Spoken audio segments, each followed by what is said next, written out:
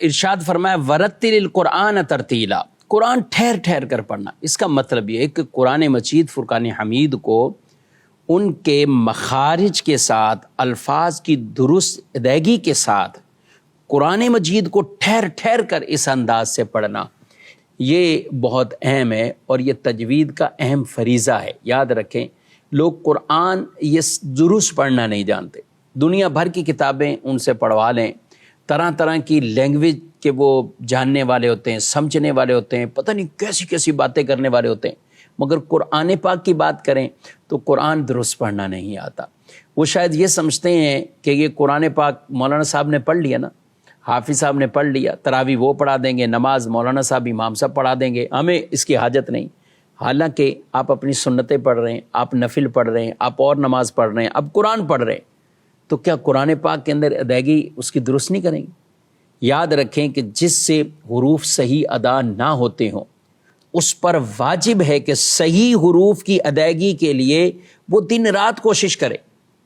بھئی اتنا حصہ تو وہ یاد کرے اور پڑھ لے کہ جس کو اسے نماز میں پڑھنا ہے، یہ ایک مطلب کم ترین درجہ ہے کہ جس سے اس کی نماز درست ہو جائے۔ تو میں آپ کو مشورتاً بھی یہ عرض کروں گا کہ اپنی نماز بھی کسی کو ضرور قاری صاحب کو سنا دے۔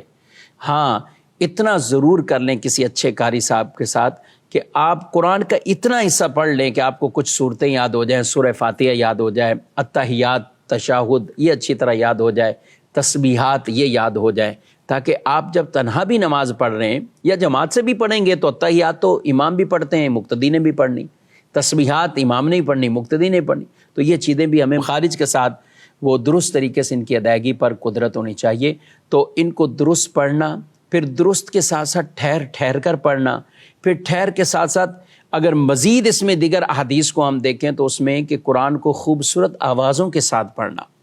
تو آدمی جتنی کوشش کرے اچھا سے اچھا اور اعلیٰ سے اعلیٰ پڑھنے کا، قرآن مجید فرقان حمید پڑھنے کا یہ انداز ہمارا ہونا چاہیے۔ قرآن سے دل لگائیں، انشاءاللہ یہ قرآن پاک سے جو دل لگے گا دنیا میں بھی انشاءاللہ سکون ملے گا، قبر میں بھی سکون ملے گا، حشر میں بھی سکون ملے گا، کیونکہ قرآن مجید سے جس کا دل لگا ہوتا ہے، ایسے کئی خوش نصیب ہیں کہ جو دنیا میں قرآن پڑھنے والے تھے، قبر میں بھی اللہ قرآن پڑھنے کی توفیق عطا فرمائے۔